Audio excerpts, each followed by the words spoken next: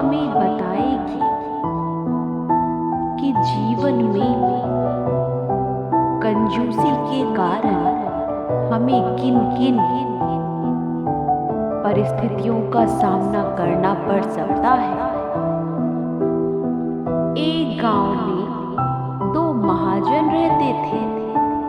दोनों बहुत धनी थे, परंतु उनमें से एक महाजन बड़ा दानी, उदार, परोपकारी और दयालु था, जबकि दूसरा महाजन इतना धन रहते हुए भी बड़ा ही कृपण था, कंजूस था, झूठा, लोभी और बहुत ही स्वार्थी था।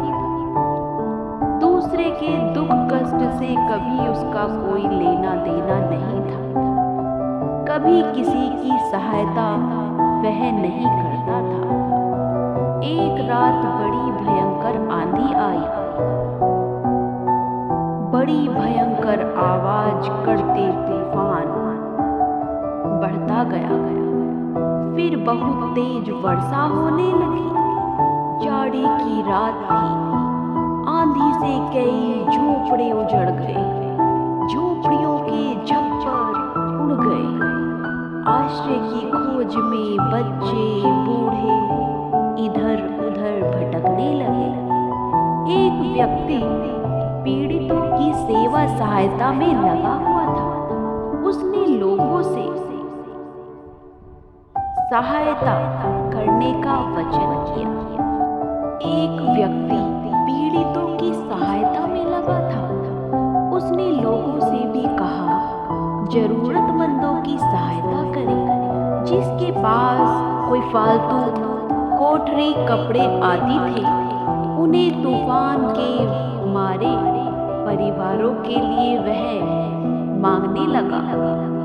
पानी से भीगकर थर थर कांपता वह एक महाजन के द्वार पर गया। यह वही दयालु महाजन था। उसने पीड़ितों के ओढ़ने के लिए कोई कपड़ा मांगा। महाजन ने अपने लिए एक चादर छोड़कर 4 कंबल, कुछ चादरें और कुछ पहनने के कपड़े उस व्यक्ति को तुरंत प्रदान कर दिए। फिर वही व्यक्ति उस महाजन के पास भी गया, जो बहुत ही लोभी और कंजूस था। उसने कहा, मैं तो अपने आप ही जाड़े से ठुकर रहा हूँ, फिर मैं तुम्हें क्या दे सकता हूँ? फिर कपड़े मांगने का मुझसे लाभ ही क्या है? तब विवश होकर महाजन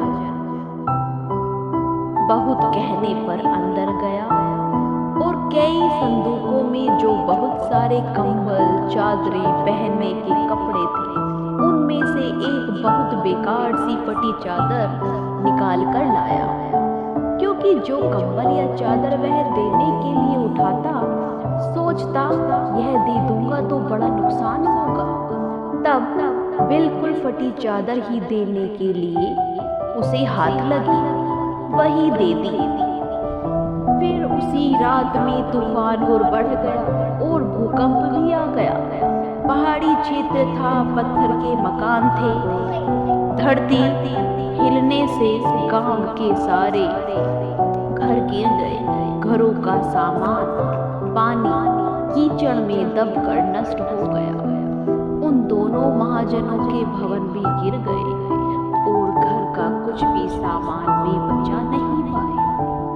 तब वे भी बाहर दूर तक कोई शरण लेने योग्य स्थान ढूंढने लगे। उसी समय वही व्यक्ति उन्हें पीड़ितों की सेवा करने में भागदौड़ में जो लगा हुआ था, करता हुआ मिला। वह बोला, आओ, वही तुम भी चलो जहाँ सब पीड़ित ठहरे हैं। फिर उसने दोनों को उन्हीं का दिया दान वापस करते हुए कहा, लीजिए, ये वस्तुएं आपकी ही हैं। अभी मैं इन्हें किसी को दे नहीं सकता, क्योंकि मेरे समक्ष ऐसा कोई जरूरतमंद आया ही नहीं।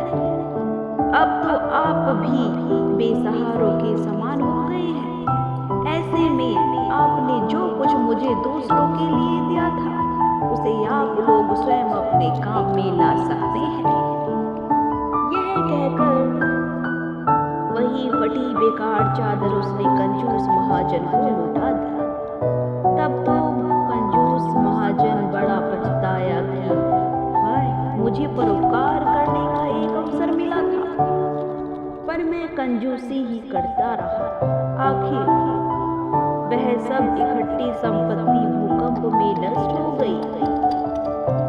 शेष जो मुझे जाड़े में भी बचा नहीं सकती। दूसरा महाजन फिर भी एक ही कंबल वापस लेकर बाकी कपड़े लेने से इनकार कर गया। बोला, दी हुई वस्तुएं क्या वापस ली जाती हैं? मेरे लिए यह कंबल काफी है। शेष कपड़े पीड़ितों को दे दो। संसार में हमारे पास कब क्या बचेगा और कब क्या नष्ट हो जाएगा, इसका क्या भरोसा। इसलिए दान करते रहिएगा। जय जय श्री राम।